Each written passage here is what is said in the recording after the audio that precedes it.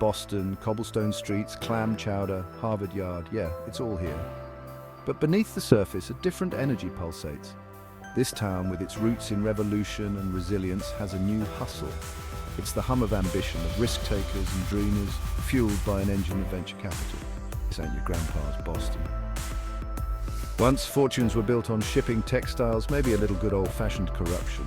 Today, it's all about bits, bytes, and breakthroughs.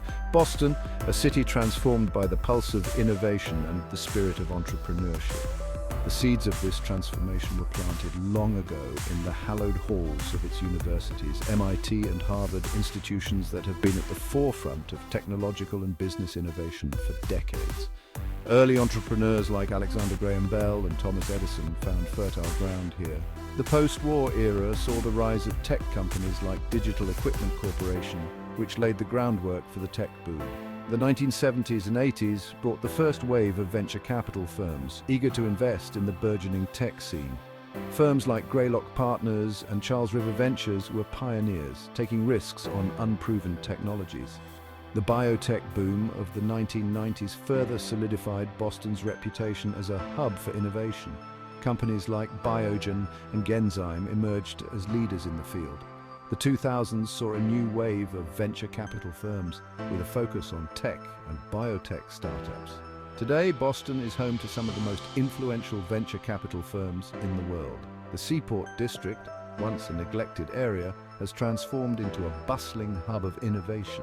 It's home to tech startups, venture capital firms, and innovation labs all working together to shape the future.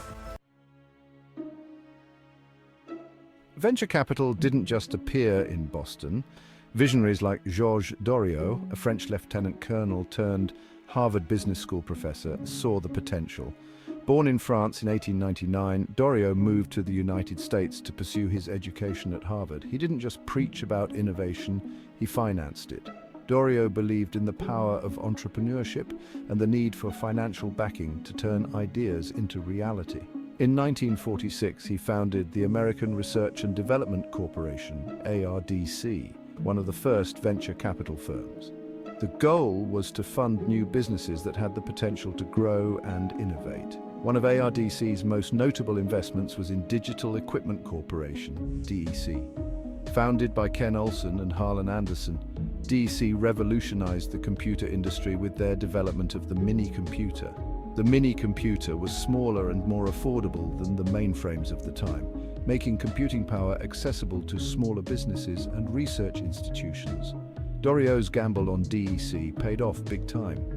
The company's success demonstrated the potential of venture capital to transform industries and create new markets. This success showed everyone from Beacon Hill to Wall Street that Boston had the brains and the balls to play in the big leagues of venture capital. But Doriot wasn't alone. Other pioneers, like Arthur Rock, who later became a key figure in Silicon Valley, also played crucial roles. Arthur Rock, originally from New York, moved to Boston to attend Harvard Business School. He later co-founded one of the first venture capital firms on the West Coast, Davis and Rock, and was instrumental in the early funding of companies like Intel and Apple. Rock's investments in these companies not only helped them grow, but also set the stage for the tech boom that would follow in the 1980s and 1990s. The early venture capitalists in Boston were not just financiers, they were mentors, advisors, and champions of innovation. In the 1970s and 1980s, Boston became a hub for biotechnology, with venture capital playing a key role in the growth of companies like Genzyme and Biogen. These companies made significant advancements in medical research and treatments, further solidifying Boston's reputation as a center of innovation. The legacy of pioneers like Georges Doriot and Arthur Rock lives on, inspiring new generations to push the boundaries of what's possible.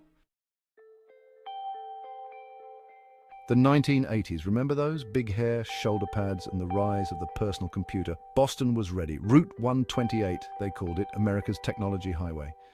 Companies like Wang Laboratories and Lotus Development were the rock stars. Venture capitalists, they were the guys with the backstage passes and the cash to keep the party going. But then, a shift. The PC boom went bust. Giants stumbled, Wang gone, Lotus swallowed up by IBM. It was a gut punch, but Boston learned, it adapted. Digital Equipment Corporation, or DEC, founded in the late 1950s, was a pioneer in the mini-computer market. By the 1980s, it was a major player. Ken Olsen, DCC's founder, was a visionary. His belief in the power of smaller, more affordable computers helped shape the industry. The success of companies like DC inspired a wave of innovation. Tech conferences became the new rock concerts where the latest gadgets and software were unveiled to eager audiences. Boston's proximity to top-tier universities like MIT and Harvard provided a steady stream of talent and ideas. Many of the brightest minds in tech were drawn to the area, creating a fertile ground for startups. The venture capital boom wasn't limited to computing. The biotech industry also saw significant growth. Companies like Genzyme and Biogen were founded in the Boston area. These companies developed groundbreaking treatments and therapies, revolutionizing healthcare and attracting even more investment to the region. The 1980s were a time of economic optimism.